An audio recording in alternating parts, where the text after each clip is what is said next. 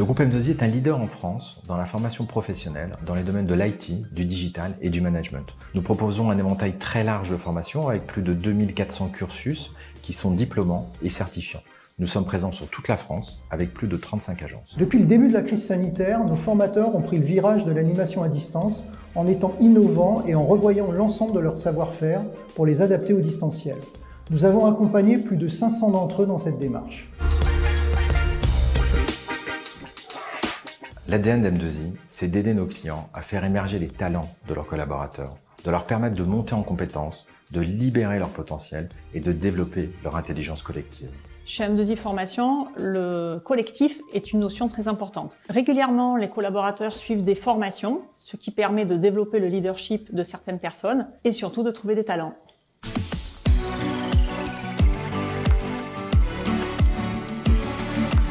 Ce qui me rend le plus fier, c'est avant tout la richesse, la diversité des talents et les qualités humaines de nos 250 collaborateurs et de nos 1400 formateurs experts qui partagent une envie commune d'entreprendre et d'innover pour apporter à nos 4000 clients la plus belle offre de services possible. L'innovation managériale est un vrai levier de transformation. Deux exemples. Le premier, la mise en place d'une plateforme collaborative et des outils distanciels. Cette modalité s'appuie sur des outils matériels et logiciels. D'abord des écrans tactiles collaboratifs qui remplacent progressivement le couple vidéoprojecteur tableau blanc. Ensuite, une solution de visioconférence qui nous permet cette immersion visuelle et sonore qu'apprécient tant nos stagiaires distants. Ces outils ont transformé le management en gommant les contraintes du management traditionnel.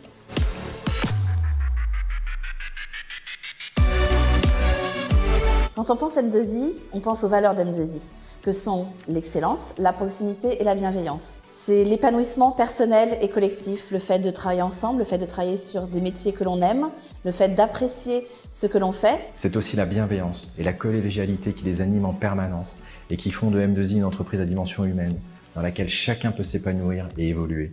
Et cela se traduit par un turnover chez nous quasiment nul. Comme l'a si bien dit ma collègue Corinne, le bonheur au travail est une source de productivité.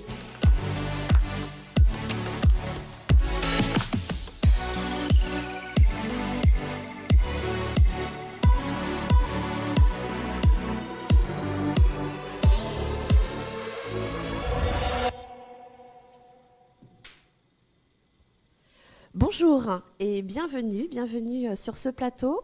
Cet après-midi, nous allons parler plan de relance, un plateau assez exceptionnel où je vous présenterai ensuite nos différents intervenants et nos invités.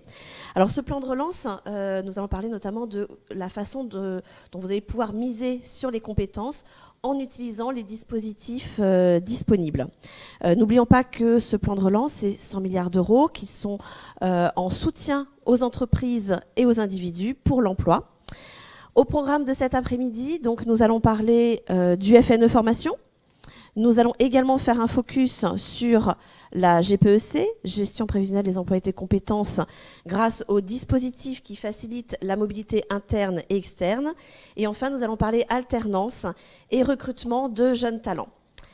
Alors, cet après-midi, donc, comme je vous disais, nous avons un plateau exceptionnel avec comme invité Naïla. Si tu peux nous... Bonjour, ravie d'être ici aujourd'hui. Nous avons Élodie. Bonjour à tous, également enchantée d'être présente parmi vous. On se dit quelques mots sur nous ? Allez, donc moi je suis donc directrice de l'innovation sociale et de l'ingénierie de projet au sein de l'AFDAS.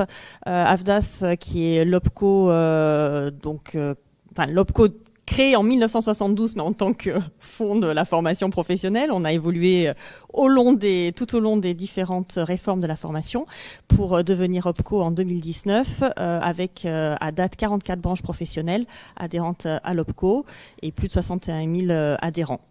Et la particularité de l'AFDAS, c'est que nous avons aussi des publics particuliers que nous gérons, qui sont les intermittents du spectacle, les artistes-auteurs et les pigistes. Voilà. Merci. Et en duplex, nous avons Fouzi. Tu veux nous dire de petits mots aussi ? Bonjour à toutes et à tous, pour les personnes qui nous regardent. Merci infiniment pour cette invitation. Alors moi je suis responsable du pôle droit et politique formation de Centre Info. En quelques mots, Centre Info est un opérateur de l'État sous tutelle du ministère en charge de la formation professionnelle. À ce titre, Centre Info est doté d'une mission de service public dans le champ de l'emploi, de la formation et de l'orientation professionnelle. On intervient avant tout dans le cadre des politiques publiques, que ce soit au niveau national, européen, encore territorial.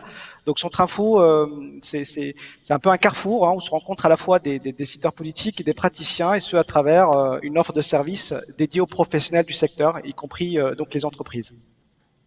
Merci Fouzi. Peut-être que Naïla, tu peux nous dire deux petits mots sur qui tu es un peu plus précisément pour Oui, j'ai fait la timide tout à l'heure.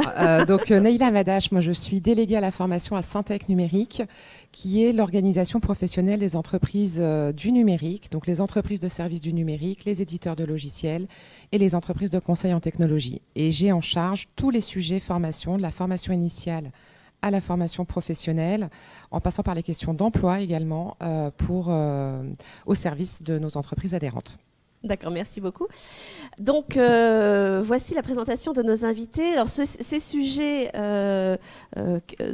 donc, qui est le plan de relance est porté par M2I, notre groupe, qui est un leader de la formation dans les domaines de l'IT, du multimédia et du management. Nous sommes présents sur 35 agences en France et nous accompagnons en fait les entreprises dans le recrutement, la formation d'une façon générale. On vous en dira un petit peu plus par la suite. Alors merci en fait à nos invités, et nous allons co-animer ce plateau avec ma collègue Christine Durieux, qui est adjointe à la direction commerciale et en charge de la veille réglementaire au sein du groupe M2I. Merci Corinne, merci à nos invités. Alors Corinne, que je vous présente, qui est la directrice de M2I Formation Diplômante et du CFA que nous avons ouvert cette année, donc le CFA, la 2ITech Academy. Donc merci à toutes et à tous d'être présents sur ce plateau, et nous espérons que vous êtes nombreux à nous suivre. Alors, plus directement, pour entamer tout de suite les questions et les sujets d'actualité, partons sur le plan de relance. Alors le plan de relance, comme vous l'a dit Corinne, qui est doté d'un chiffre d'affaires exceptionnel, enfin d'un chiffre, pas d'affaires, mais d'un chiffre exceptionnel de 100 milliards d'euros. Et notamment, on va aller sur le FNE Formation. Premier acte, on va dire, de ce qui nous intéresse, puisque la crise, aujourd'hui, on pensait qu'elle allait durer que quelques mois, finalement se prolonge et perdure. Et bon, malheureusement, aujourd'hui, nous en sommes aussi les premiers témoins avec un confinement, un déconfinement, un reconfinement, etc. Mais pour nos entreprises, c'est véritablement un gros souci. Elle exacerbe, on va dire, davantage toutes les tensions au niveau de l'emploi, les tensions au niveau du recrutement, mais des tensions également pour répondre à des mutations qui étaient déjà enclenchées, des mutations techniques, technologiques, numériques, écologiques, et sur lesquelles les entreprises aujourd'hui ont un double enjeu sur lequel elles doivent intervenir, c'est-à-dire anticiper pour les métiers d'avenir, poursuivre la continuité de leur activité, mais en même temps se positionner sur ce que sera demain. Donc le plan de relance est là, et plus exactement le FNE Formation, pour pouvoir accompagner toutes ces entreprises justement pour être on va dire présente, répondre présent au moment de la relance. Et du coup, le FNE Formation a été mis en place il y a maintenant un petit peu plus d'un an, ou même tout juste un an. Et au fil du temps, il s'est, on va dire, modifié, puisqu'il existait déjà, mais il s'est modifié, adapté également selon le contexte. Et aujourd'hui, on se rend compte que ce dispositif perdure à nouveau, et du fait de l'instruction du mois de janvier qui a été positionnée, de nouvelles règles ont été positionnées. Alors justement sur ces nouvelles règles, je vais me permettre d'interroger nos intervenants sur ce sujet, et notamment Fouzi, est-ce que vous pourriez nous apporter quelques éclairages sur ce dispositif, s'il vous plaît ? Alors oui, Christine, effectivement, d'abord vous avez raison de souligner l'effort inédit qui est fait dans le cadre de ce plan de relance en matière d'aide publique pour faire face à la fois à l'urgence, comme vous l'avez rappelé, mais aussi pour préparer la reprise. Donc concernant le volet formation dans le plan de relance, c'est un volet qui occupe une place importante. Il s'incarne effectivement, entre autres, hein, comme vous l'avez dit, par le FNE Formation. Ce FNE Formation, rapidement, hein, c'est un dispositif qui n'est pas nouveau, hein, mais qui était en sommeil en 2019 et qui a été activé il y a plus d'un an à l'occasion du premier confinement. Je crois que nous avons tous en mémoire hein, cette réduction ou cet arrêt brutal de l'activité qui a plongé du jour au lendemain de nombreux salariés dans l'activité partielle. Je rappelle juste un chiffre, en avril 2020, le nombre de salariés en chômage partiel avait atteint 9 millions. C'est un chiffre qui n'a pas de précédent, c'était du jamais vu. Certains commentateurs à l'époque ont même parlé, rappelez-vous, d'une nationalisation des salaires. C'est pourquoi l'objet du FNE Formation en 2020, il ne faut pas se mentir, c'était avant tout de mettre à profit tout ce temps disponible, ce temps indemnisé par le chômage partiel, pour développer les compétences des salariés et préparer bien évidemment la reprise qui à l'époque nous paraissait immédiate. Rappelez-vous, en 2020, on était encore dans le court terme, on pensait qu'on en avait pour quelques mois. Forcément, face à cette situation inédite, le déploiement du FNE Formation s'est fait d'abord dans l'urgence, hein, un déploiement quasi improvisé, comme beaucoup de choses d'ailleurs hein, à ce moment-là. Et ça s'est traduit par des conventions régionales au niveau des services déconcentrés de l'État qui eux-mêmes se sont tournés vers les opérateurs de compétences, les OPCO, sur les territoires pour fluidifier les relations avec les entreprises. Alors 2021, c'est différent. Le FNE Formation s'inscrit dans un temps plus long. Pourquoi? Parce qu'on comprend que la crise sanitaire et la crise économique va s'inscrire justement dans un temps plus long. La preuve en est, hein, c'est que nous sommes en avril 2021 et nous sommes malheureusement à nouveau confinés. Il en résulte que le FNE Formation se structure dans une vision, je dirais, plus stratégique. C'est pourquoi d'ailleurs l'État a pris son temps hein, pour négocier cette fois-ci directement avec chaque opérateur de compétences des conventions au niveau national. Et contrairement à 2020, on est rentré dans un processus de gestion nationale, processus lancé en début d'année avec une première convention type dans le secteur de l'industrie, une convention signée avec le Pro2I. Et depuis peu, toutes les conventions ont été signées, à savoir qu'aujourd'hui, on a bien 11 conventions, à savoir une convention par opérateur de compétences. Le FNE Formation 2021, donc si on devait effectivement le chiffrer, c'est à peu près 400 millions d'euros, tout OPCO confondu. Et l'objectif affiché, c'est de financer environ 73 000 parcours de formation sur l'année. Alors, qu'est-ce qui caractérise ce FNE Formation 2021? Alors, je ne rentrerai pas dans les spécificités de chaque secteur, mais sur le fond, retenez que le FNE Formation version 2021 n'est plus fléché uniquement sur les entreprises placées en activité partielle.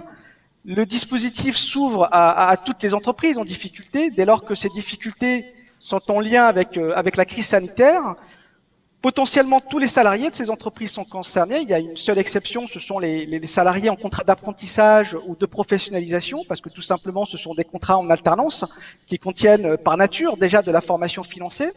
Le FNE Formation, c'est un financement des coûts pédagogiques à 100% pour les entreprises de moins de 300 salariés et pour les entreprises de taille plus importante, c'est-à-dire les entreprises qui ont plus de 300 salariés, c'est 70%.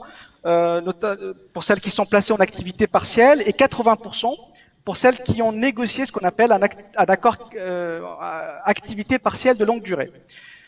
En tout cas, très clairement, le FNE Formation version 2021 est plus ouvert hein, concernant les entreprises éligibles. En revanche, il est plus exigeant concernant les types de formations éligibles. Les formations financées devront être beaucoup plus structurées qu'elles l'étaient en 2020. Ces formations devront nécessairement s'inscrire dans des logiques de parcours, hein, nous dit le ministère du Travail, des parcours qui peuvent aller jusqu'à 12 mois, des parcours qui vont inclure du positionnement pédagogique, de l'évaluation, de l'accompagnement, donc il y a toute une ingénierie donc à faire hein, sur le plan pédagogique. Et l'objectif premier du FNE Formation, encore une fois, c'est de préparer la reprise des entreprises. Et pour ce faire, l'idée est assez simple, hein, c'est avant tout de développer des compétences en vue de maintenir des emplois. Il n'y a pas forcément une logique de mobilité, contrairement à notre dispositif qui s'appelle Transition Collective ou Transco, qui est financé d'ailleurs sur la même enveloppe, mais qui lui a pour objet d'accompagner les mobilités externes. Peut-être qu'on y reviendra sur ce dispositif un peu plus tard. Mais écoutez, merci Fouzi pour cette intervention et pour ces éclairages. Alors maintenant, je vais me tourner vers Neila. Et en tant que branche professionnelle, Neila, comment vous avez accompagné et comment vous continuez d'accompagner vos adhérents et également comment vous avez pu anticiper il y a quelque temps, notamment sur la première étape du dispositif avec le Bicovid-19. Peut-être que vous pourriez nous faire un petit retour d'expérience par rapport à ce que vous avez vécu par rapport à cette mise en place du plan de relance et du FNE Formation. Avec plaisir. Alors oui, en effet, notre secteur d'activité, donc le numérique, est intégré dans une branche professionnelle qui est plus large et qui regroupe 4 secteurs d'activité: le numérique, l'ingénierie, le conseil et le secteur de l'événement. Et donc, dans le cadre de nos négociations de branche avec les partenaires sociaux, nous avons souhaité très rapidement, lors du premier confinement du printemps 2020, venir en complément des dispositifs mis en place par le ministère du Travail et notamment du FNE Formation, notamment pour des entreprises et pour leurs salariés qui n'étaient pas placés en activité partielle. On avait un certain nombre d'entreprises qui n'avaient pas encore fait appel au dispositif d'activité partielle et qui néanmoins connaissaient des difficultés de trésorerie parce que certains projets s'étaient arrêtés en cours de route, certains clients n'avaient pas confirmé certaines commandes et donc des difficultés de trésorerie, notamment dans une branche professionnelle où 80% voire plus des entreprises sont des TPE et des PME. Donc la branche a décidé de débloquer une enveloppe de 9 millions d'euros au total pour permettre à ces entreprises de financer des formations pour leurs salariés qui n'étaient pas placés en activité partielle et l'entreprise n'étant pas elle-même placée en activité partielle. Donc vraiment l'idée c'était de pouvoir aller trouver une solution à des entreprises qui n'avaient pas trouvé la solution dans le FNE Formation parce qu'elles ne cochaient pas les cases à ce moment-là.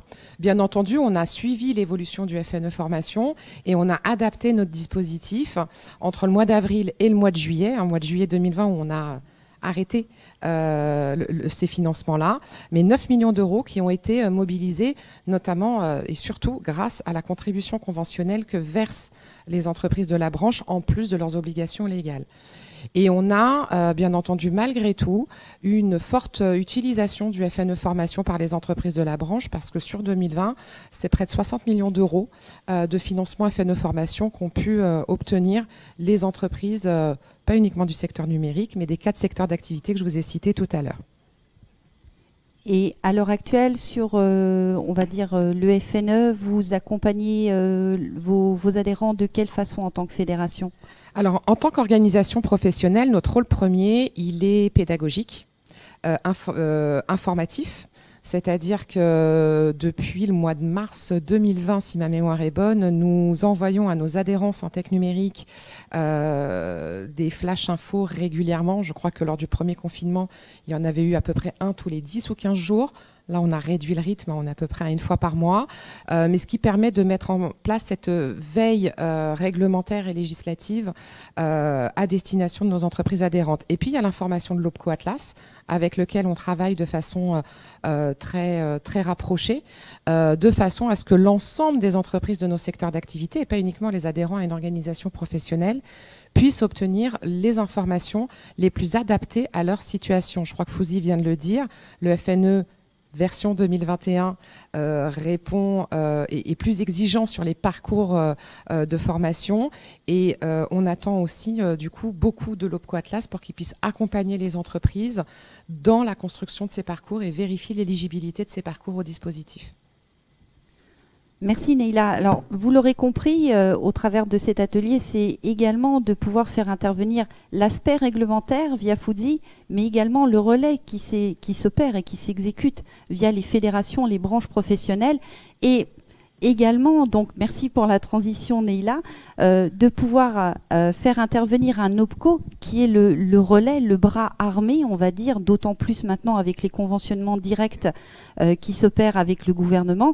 Donc justement, Élodie, est-ce que l'on pourrait faire petit point avec vous également sur ce dispositif FNE Formation, d'autant plus que de mémoire, vous avez été les premiers à conventionner en décembre, de par l'actualité, on va dire, cruciale qui est la vôtre, de l'OPCO et de vos adhérents que vous accompagnez. Et comment vous déployez ce dispositif? Quelques lignes d'information, quelques lignes de conduite. Alors, en effet, on a été les premiers à signer dans le sens où, dès décembre, on a conventionné.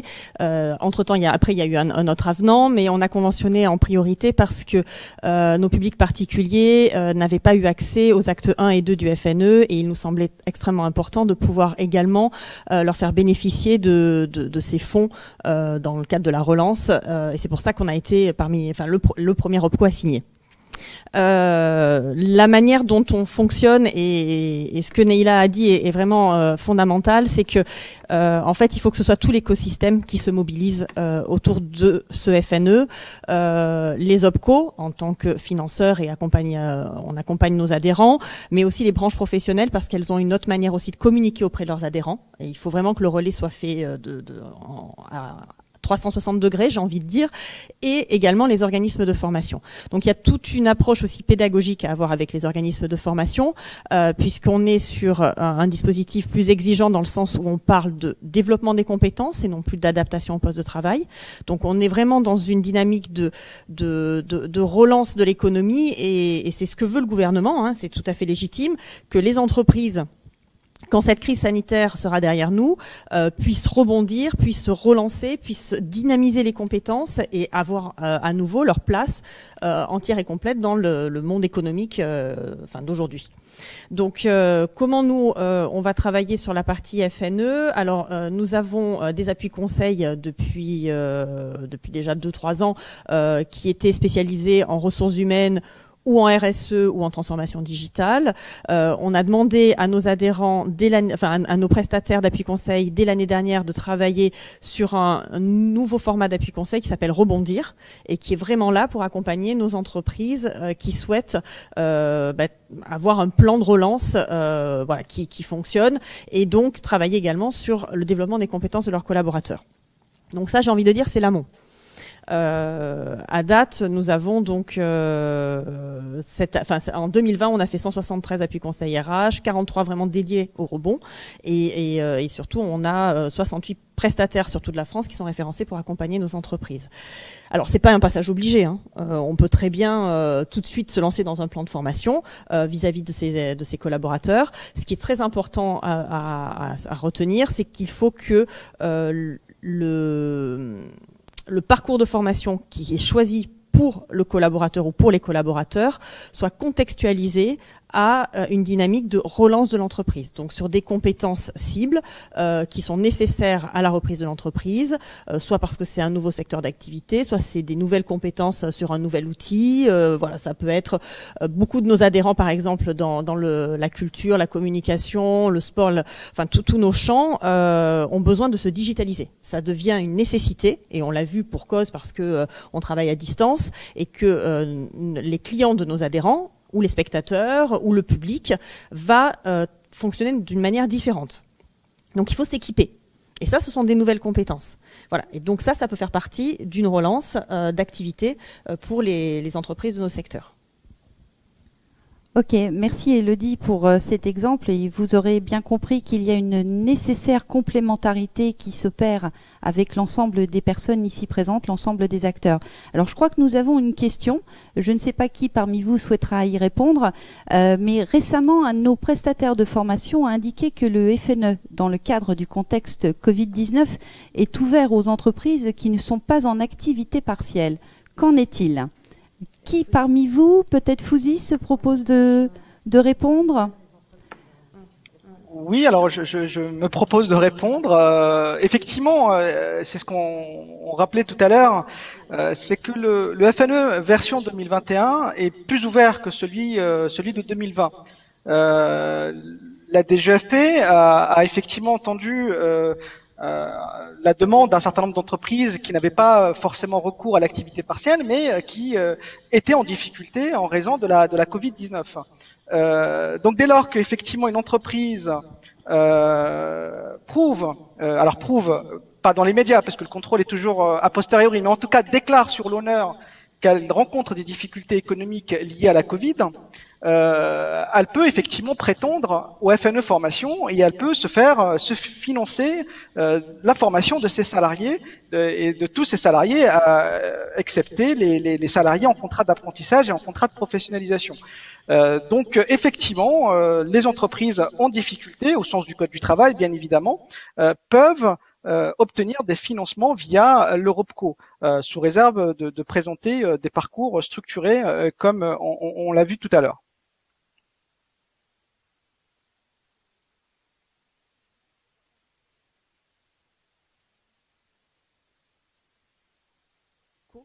C'est-à-dire que si en effet l'entreprise souhaite bénéficier de ce dispositif, comme l'a dit Fouzi, il faut vraiment que l'OPCO valide la recevabilité du dossier, enfin de l'entreprise en tout cas au dispositif.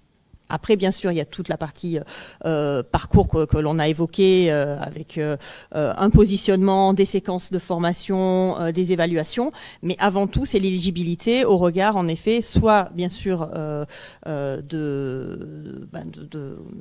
je trouve pas mes mots, aidez-moi, non.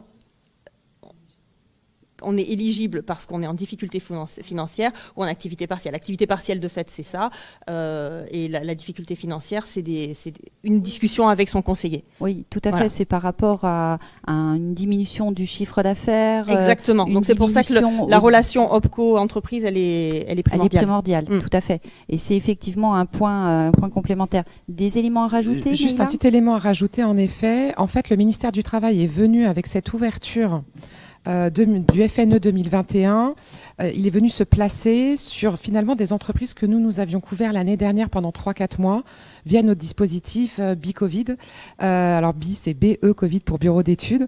Donc on est très contents parce qu'on voit aujourd'hui sur notre branche professionnelle des entreprises qui ne sont plus en activité partielle, ou qui ne l'ont pas été non plus l'année dernière, mais qui malgré tout ont été impactés fortement sur leur chiffre d'affaires, en lien avec la Covid-19. Voilà, et qui ne sont pas laissés, on va dire, sur le bord de la route et qui sont aussi accompagnés par le gouvernement. Donc effectivement, évolution très importante. Donc je vous propose, merci pour ce premier éclairage sur le dispositif du FNE Formation. On va enchaîner sur un focus complémentaire qui va concerner cette fois-ci les mobilités internes et les mobilités externes. Et également, quand on parle de mobilité externe et mobilité interne, on va penser au nouveau dispositif de transition collective. Donc je laisserai par la suite la parole à Corinne pour intervenir sur des domaines un peu plus précis qui la concernent. En attendant, pour revenir sur cette problématique de mobilité, aujourd'hui, eh bien, oui, cette crise, comme je vous le disais, elle exacerbe toutes les tensions. Alors, ce sont des tensions à la fois au niveau des entreprises, le terme n'est pas très beau, mais des entreprises qui décrutent, parce que face aux responsabilités actuelles, eh bien, des métiers sont déjà fragilisés et donc le sont encore plus avec ce phénomène de crise sanitaire. Et donc, du coup, se pose le problème de la transférabilité de ces personnes et également ces personnes qui ont pu réfléchir pour s'orienter différemment dans leur vie professionnelle et personnelle. Et donc, de ce fait-là, voir comment elles peuvent bénéficier d'une transformation de leur métier, mais également intersectorielle. Donc pour ça, nous avons maintenant le dispositif des transitions collectives qui a été réfléchi, pensé, mis en œuvre en co-construction avec les partenaires sociaux, avec le ministère bien évidemment du Travail. Un dispositif qui apparaît sous ses premiers angles, on va dire un petit peu complexe, du fait de la pluralité des acteurs qui rentrent en jeu, mais également du fait de se dire on ne s'engage pas sur un parcours de formation qui peut être de longue durée puisqu'on touche à de la reconversion. Alors sur ce dispositif de transition collective, sachant que Fouzi a animé le mois de mars dernier une matinale qui a regroupé donc de nombreux acteurs sur cette thématique. Est-ce que vous pourriez également nous éclairer sur ce dispositif des transitions collectives qui touche des métiers fragilisés? Oui, alors en quelques mots, Christine, donc transition collective qui est aussi baptisé Transco, est un dispositif, vous l'avez rappelé, qui est né d'un constat partagé entre les partenaires sociaux et l'État, à savoir que face à la recrudescence des plans sociaux, les reconversions professionnelles des salariés doivent permettre d'ajuster le marché du travail. Comme vous le savez, cette crise économique révèle des contrastes en matière d'emploi. Est-ce que vous m'entendez? Parce que je n'ai plus de retour. Bon. Je ne sais pas si vous m'entendez. Oui. Ah, ben voilà, ça revient parce que je n'ai plus de retour, hein, donc j'ai pensé effectivement avoir été coupé. Donc voilà, ce sont les aléas. Donc je disais tout simplement que cette crise économique a révélé donc quelques contrastes en matière d'emploi sur les territoires, et nous avons, comme vous le savez, aujourd'hui beaucoup de secteurs qui vont mal, voire très mal, et d'autres secteurs qui vont plutôt bien, voire très bien. Donc le tout sur un même bassin d'emploi, d'où l'idée d'un dispositif qui a pour ambition de créer un pont, une passerelle entre les secteurs en difficulté et les secteurs en tension. Autrement dit, entre les entreprises qui décrutent et celles qui recrutent. Le dispositif Transco repose avant tout sur une prise en charge totale ou partielle selon la taille de l'entreprise, de formation dite certifiante, mais aussi, c'est ça qui est intéressant, le dispositif prend en charge la rémunération du salarié en formation, ce qui fait la différence avec le FNE formation dont on a parlé tout à l'heure. La durée de la formation dans le cadre de Transco, c'est une durée qui peut aller jusqu'à 24 mois, donc on est plutôt sur des formations d'envergure, et l'objectif ici est de préparer les salariés dont l'emploi est fragilisé à des métiers, à ce qu'on appelle des métiers porteurs, c'est-à-dire des métiers soit en tension, soit des métiers émergents. Et ce dispositif, vous l'avez rappelé tout à l'heure, Christine, ce dispositif se veut pragmatique. Il ne repose sur aucune base légale ou réglementaire. Et justement, s'il veut être pérennisé, il doit faire ses preuves sur le terrain. Hein. Donc il mobilise, vous l'avez rappelé, plusieurs acteurs, emploi, formation sur un territoire, et l'idéal c'est que Transco se structure à terme autour de ce qu'on appelle des plateformes territoriales. Aujourd'hui, il y a quelques territoires pilotes qui ont répondu à un appel à manifestation lancé par l'État. Il y a environ 100 projets en cours. Mais attention, Transco peut aussi se déployer indépendamment de ces projets. Ce que je veux dire par là, c'est qu'une entreprise peut entrer dans le dispositif Transco en dehors d'une plateforme à proprement dite. Et c'est très important à comprendre, puisque on peut entrer dans le dispositif sans passer par une plateforme à proprement dite. Donc sur le plan opérationnel, pour répondre un petit peu à votre question, il suffit pour l'entreprise, alors il suffit, en tout cas, il faut s'engager dans une négociation. D'abord, négocier un accord dit GEPP ou à minima identifier donc les emplois considérés comme fragilisés, ce qui va permettre d'identifier la catégorie de salariés potentiellement concernés par des reconversions vers des métiers porteurs sur le territoire. En tout cas, l'idée de Transco, c'est d'abord accompagner donc des mobilités externes, mais les accompagner en douceur, c'est-à-dire que le dispositif Transco repose sur une démarche à froid, voire un peu tiède, dans le sens où l'idée c'est d'encourager la mobilité sans qu'il y ait une menace immédiate sur les emplois.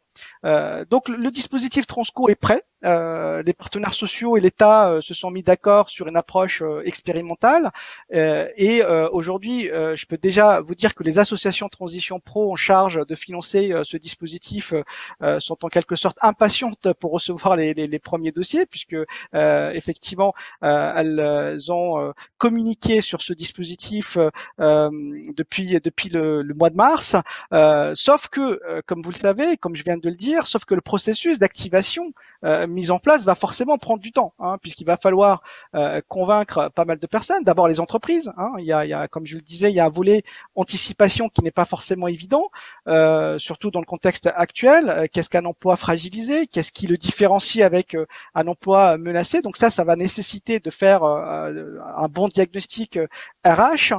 Il faudra aussi convaincre les représentants du personnel. Comme je le disais, le volet dialogue social est non seulement incontournable, mais surtout une condition préalable pour entrer dans le dispositif. Puis enfin, il faudra convaincre le salarié lui-même, puisque une reconversion, c'est nécessairement sur une base volontaire. Merci Fouzi pour ces éclairages. Alors, avant de passer la parole, tout à l'heure, vous étiez justement en train d'expliquer qu'on pouvait passer outre les plateformes. Je crois que c'est ce qui s'est passé avec très récemment les sociétés de Richebourg, Monoprix et Accor, avec donc Korian, le groupe Korian, qui souhaite aussi, puisque on sait bien que Korian est orienté sur les maisons de retraite, donc aller dans ce domaine-là, et que Elisabeth Borne a pu accompagner justement ce lancement. Donc ça, c'est un premier acte. Donc merci pour ces éclairages. Et également, petite chose à préciser, c'est que le ministère a mis à disposition un question-réponse, également disponible sur le site, qui permet d'obtenir d'autres éléments. Par contre, il n'y a pas que ce dispositif, il y a d'autres possibilités. Et là, je vais laisser le relais auprès de Corinne, qui va vous éclairer dessus avec nos invités. Merci beaucoup Christine. Alors effectivement, on parle de ce dispositif qui est directement lié au plan de relance Transco. N'oublions pas qu'au-delà de ce plan de relance, on a toujours nos projets de transition professionnelle qui sont des dispositifs de formation à l'initiative de l'individu, mais en tant qu'entreprise, lors des des bilans annuels, etc. Vous pouvez aussi parler de ces dispositifs-là. On parle emploi, on parle évolution. Il y a aussi tous les dispositifs de recrutement, d'upskilling, de reskilling, notamment les PE, qui sont des dispositifs de reskilling éventuel et de recrutement, éventuellement de reconversion pour certains. Ce sont des dispositifs qui ne font pas forcément partie du plan de relance, qui existe déjà, mais qu'il faut mobiliser dans le cadre d'une GPEC globale, puisqu'on parle vraiment emploi et compétences d'une façon générale, avec des particularités liées en fait à cette crise sanitaire, mais il ne faut pas oublier le reste. Alors justement, quand on parle de ces différents dispositifs, Naïla, en tant que membre de l'OPIEC, tu vas nous dire un petit peu ce qu'est l'OPIEC, quel est ton point de vue sur le dispositif Transco, mais aussi les autres dispositifs que les entreprises peuvent mobiliser? Alors déjà, qu'est-ce que l'OPIEC parce que je pense que à part ceux qui sont pas grand monde sait ce que c'est. Donc l'OPIEC, c'est notre observatoire de branche. C'est ce qu'on appelle un OPMQ, un observatoire prospectif des métiers et des qualifications. Et c'est dans le cadre de cet observatoire que nous réalisons des études sur l'emploi, la formation, les compétences au sein de nos 4 secteurs d'activité, études prospectives. Quand on peut faire de la prospective sur les métiers du numérique, c'est pas toujours simple, mais en tout cas, voilà, ça nous permet d'avoir un certain nombre d'études qui nous permettent d'identifier le plus en amont possible les besoins en compétences de demain, les métiers porteurs, pour reprendre les termes de Transco, les métiers fragilisés, les emplois, les métiers, les compétences fragilisées ou en décroissance. Voilà. Donc, ce qui nous permet finalement de pouvoir accompagner les entreprises de la branche, les salariés de la branche également, mais aussi les partenaires sociaux de la branche dans le cadre de leurs négociations paritaires au sein de nos secteurs d'activité. Alors nous, ce qu'on a fait au niveau de l'OPIEC aussi, parce que ces études, ces outils nous ont permis d'avancer sur des dispositifs de branche pour accompagner les entreprises et les salariés, et puis aussi de mieux faire connaître nos besoins auprès notamment du ministère du Travail.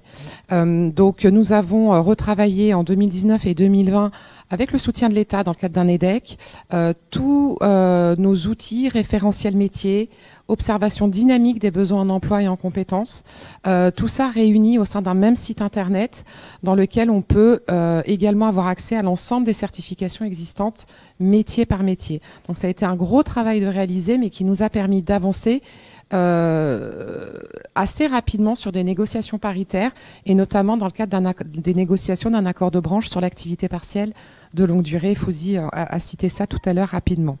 Donc l'OPIEC continue à vivre et on lui souhaite une longue vie encore.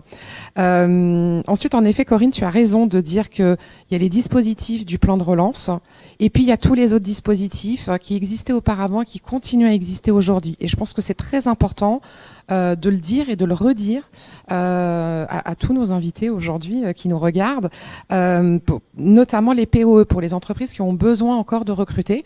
C'est le cas des entreprises du numérique, en tout cas d'une partie d'entre elles. On est sur un secteur qui connaît des tensions importantes depuis très longtemps sur beaucoup de compétences. Mais si on veut un petit peu schématiser tout ça, la cybersécurité, la data, le cloud, l'intelligence artificielle, tout ça sont des domaines de compétences qui sont toujours en forte demande en termes de recrutement. Et notre secteur a très rapidement utilisé le dispositif de la préparation opérationnelle à l'emploi pour aller chercher dans le vivier des demandeurs d'emploi des compétences qui certes ne répondaient pas totalement à toutes les demandes des entreprises recruteuses, mais avec un petit peu de formation, pouvaient intégrer ces métiers. Et en 6 ans, c'est près de 30 000 demandeurs d'emploi qui ont été accompagnés et avec un taux de retour à l'emploi dont on est assez fiers, qui avoisine les 90% et on est sur des contrats durables. Et sur 2020, parce qu'on pourrait se dire que 2020... était une année peut-être un petit peu compliquée, même pour le secteur numérique, on a fait un petit peu moins de POE, mais c'est quand même 1800 POE individuels qui ont été réalisés. Et je voudrais juste rebondir, dernier point promis, sur les transitions collectives. Nous, on est ravis de ce dispositif, en tout cas sur le papier, on en est ravis. Ça faisait longtemps qu'au côté Syntec Numérique, on portait le sujet de la reconversion intersectorielle. On avait fait des propositions lors du pacte productif déjà, lors du plan de relance, on a réitéré notre proposition et on félicite le ministère du Travail et les partenaires sociaux d'avoir abouti sur cette négociation qui pourrait répondre, en ce qui concerne le secteur numérique, à un besoin en recrutement, de répondre en tout cas aux besoins en recrutement des entreprises du secteur.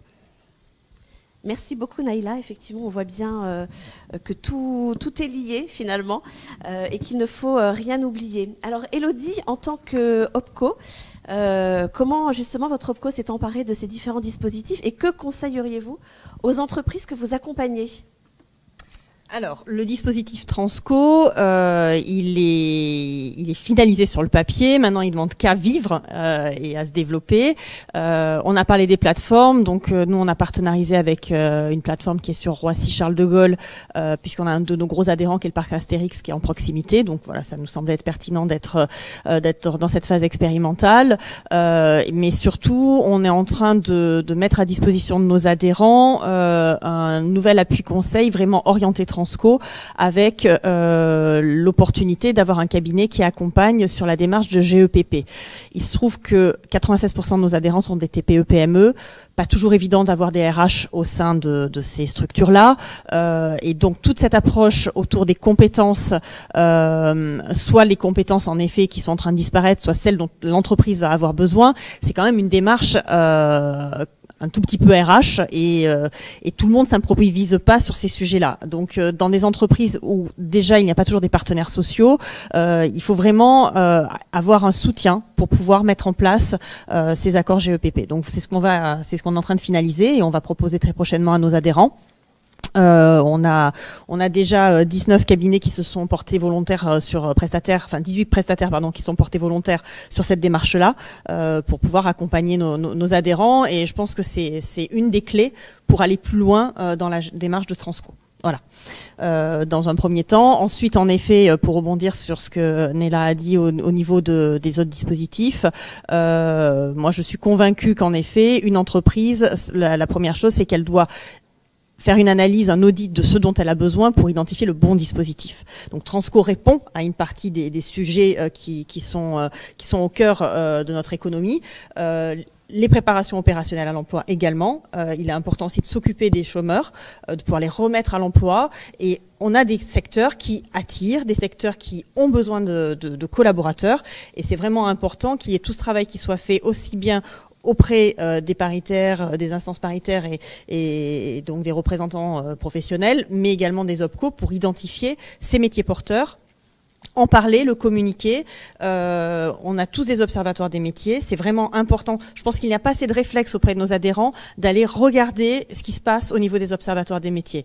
Nous, très prochainement, on a un site dédié, comme vous avez fait, qui va être disponible. Et sur ces observatoires, vous pouvez avoir des témoignages de personnes qui parlent de leur métier. Vous avez des fiches emploi. Vous avez énormément de matières et de livrables utiles à tous nos adhérents. Et il faut vraiment s'emparer de ces outils-là. Enfin, on a vocation à accompagner nos entreprises et c'est important de penser à tout ce qui est disponible en fait. Merci beaucoup Élodie. Effectivement, beaucoup de choses sont disponibles, beaucoup de choses sont à notre disposition. N'hésitez pas à poser vos questions au fur et à mesure de ce live. On y répondra le plus possible. Et puis, des questions auxquelles on n'aura pas réussi à répondre, eh bien, on y répondra par la suite. En tout cas, vous avez des interlocuteurs ici pour le faire. D'accord, très bien. Vous m'entendez peut-être mieux ainsi. Alors, nous avons parlé d'écrutement, nous avons parlé de upskilling avec des dispositifs qui existent, qui ne font certes pas partie du plan de relance, tels que le projet individuel de, par exemple, le CPF de transition, donc de transition pro. Nous avons parlé recrutement avec la PE. Nous allons de nouveau parler recrutement avec un dispositif qui existe depuis un certain temps, qui est l'alternance, avec des contrats de pro et des contrats d'apprentissage. Et ce dispositif a eu un focus particulier dans le plan de relance avec un plan spécifique qui s'appelle « Un jeune, une solution ».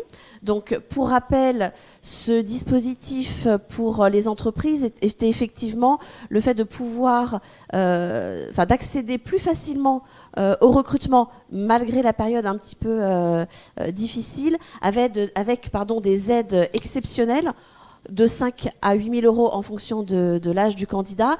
Dispositif Un jeune et une solution qui a été prolongé jusqu'au 31 décembre.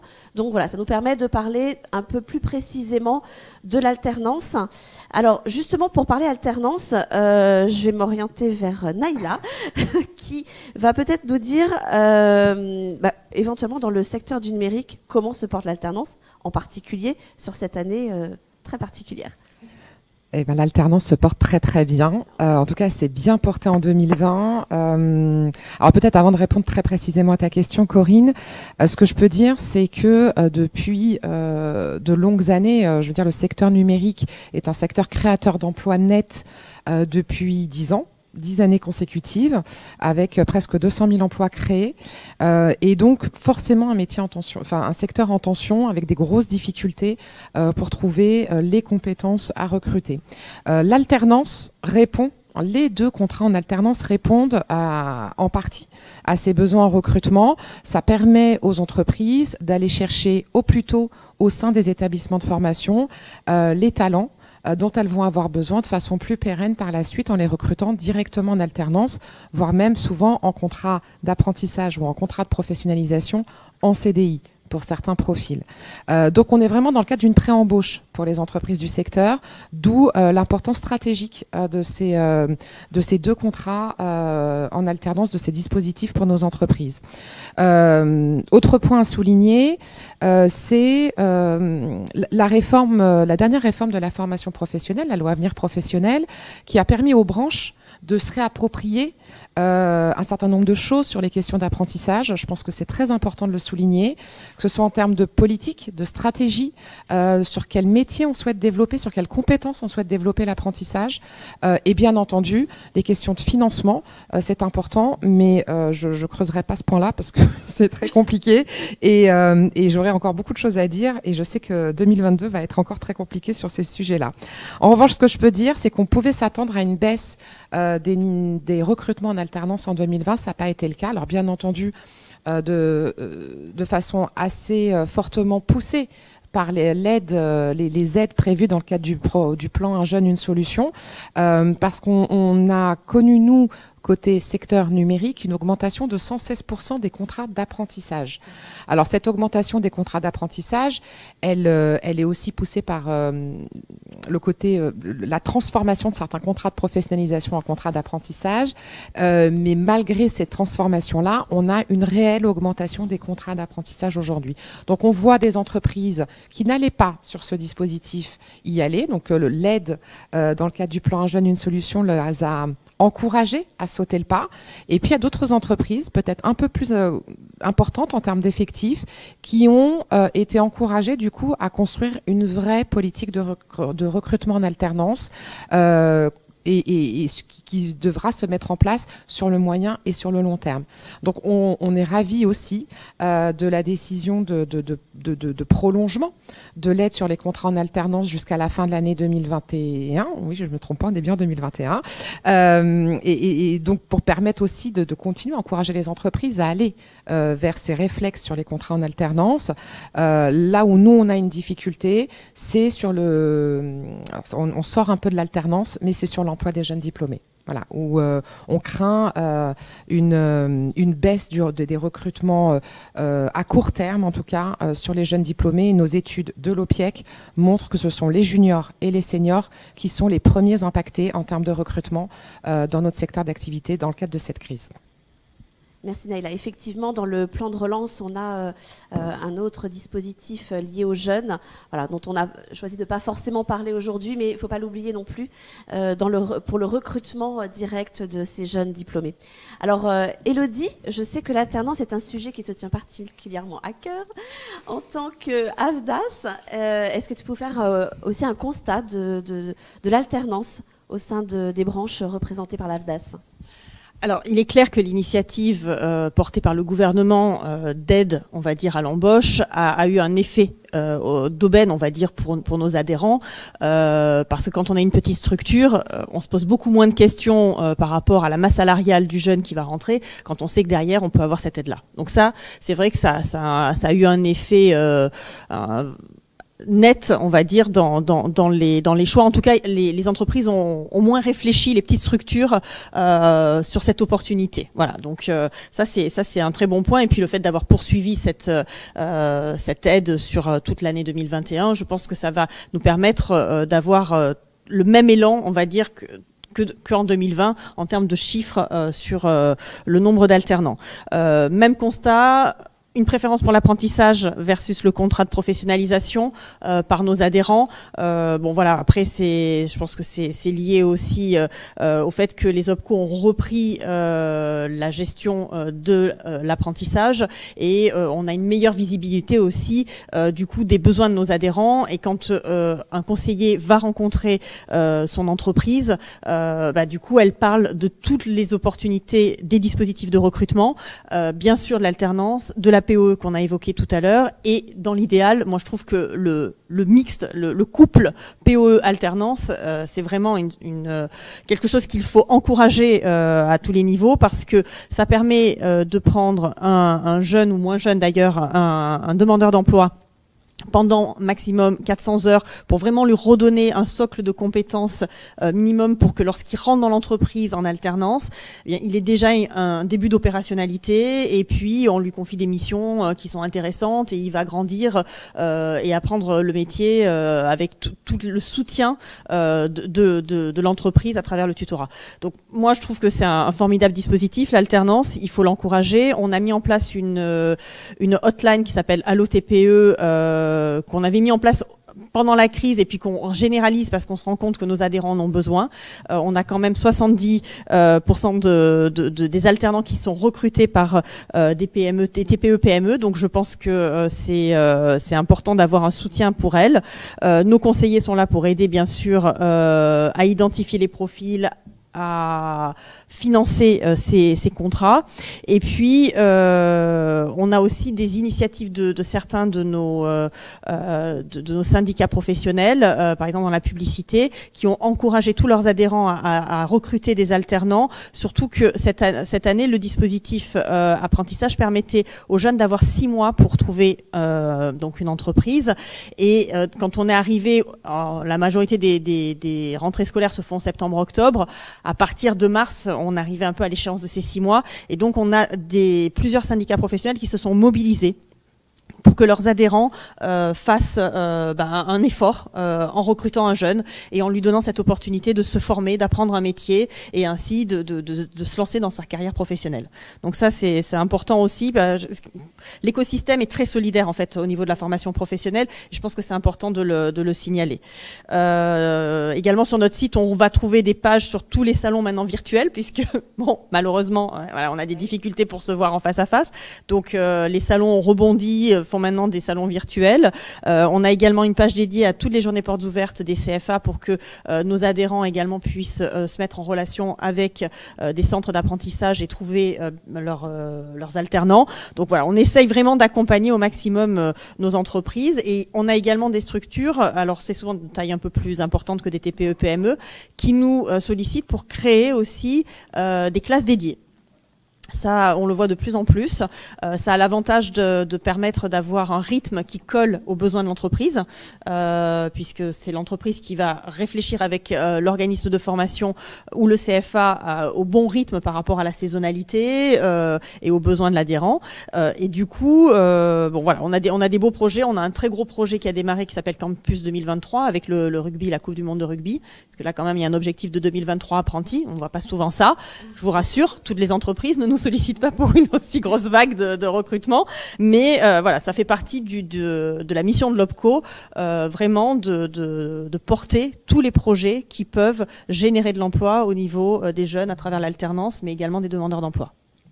D'accord, très bien. Merci beaucoup Élodie. Effectivement, on voit que ce dispositif est une opportunité pour les entreprises, encore plus cette année avec les aides, et puis surtout l'ouverture dans les médias, la communication autour de l'alternance, qui se fait beaucoup plus finalement cette année, et des dispositifs que l'on peut mettre en place sur les classes dédiées, les promotions dédiées, avec pourquoi pas des dispositifs POE plus alternance. Ça, c'est vraiment des choses qui fonctionnent très très bien pour le recrutement.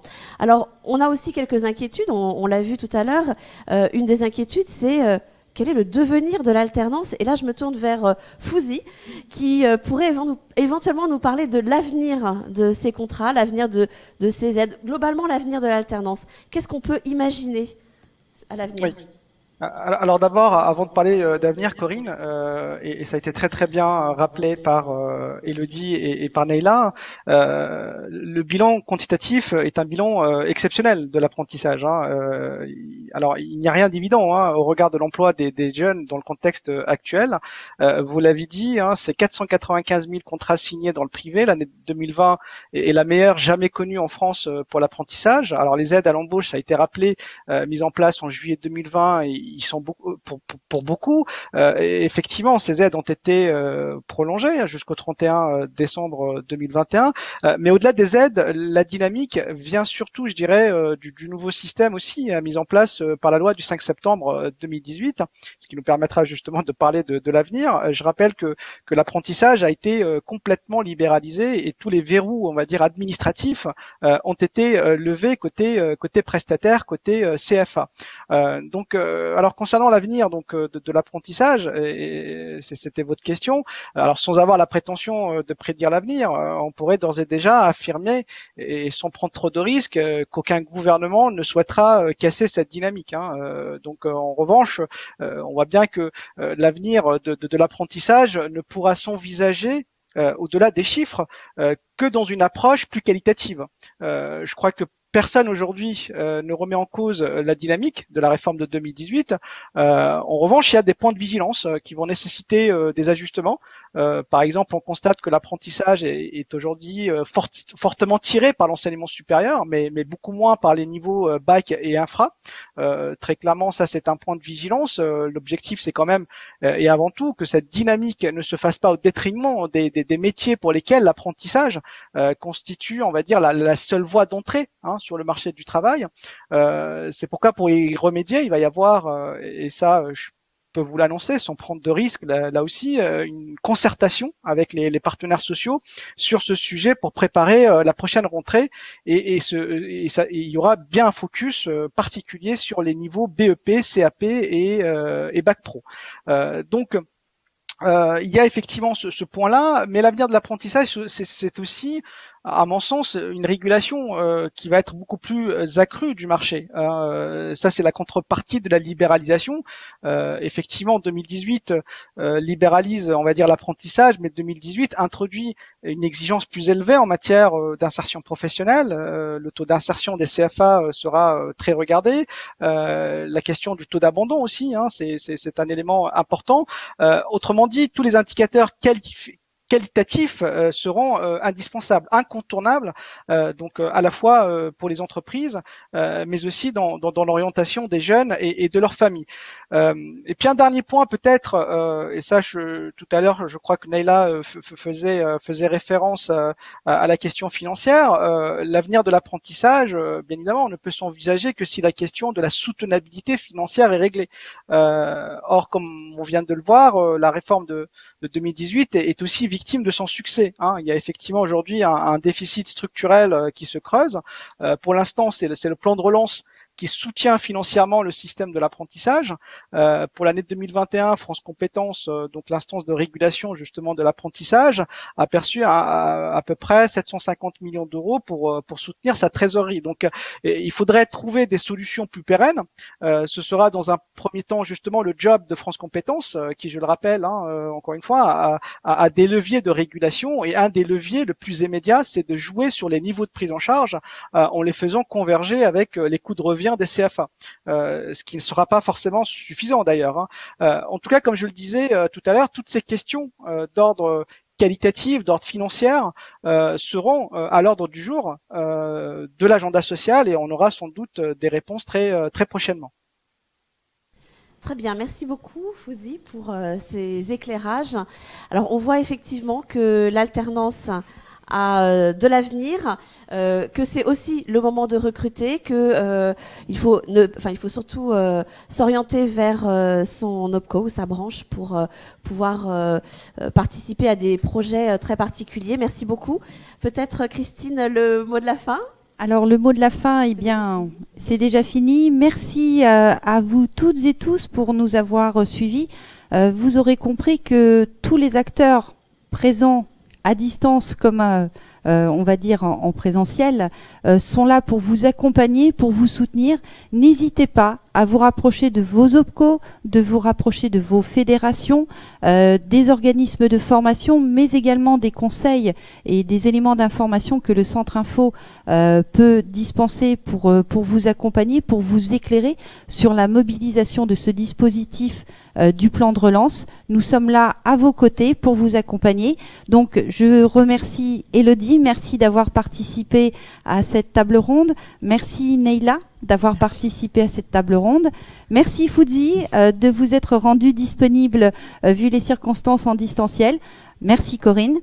Merci à vous toutes et à vous tous. Merci à l'organisation et à la technique pour la réalisation de cette conférence. Et j'espère à très bientôt.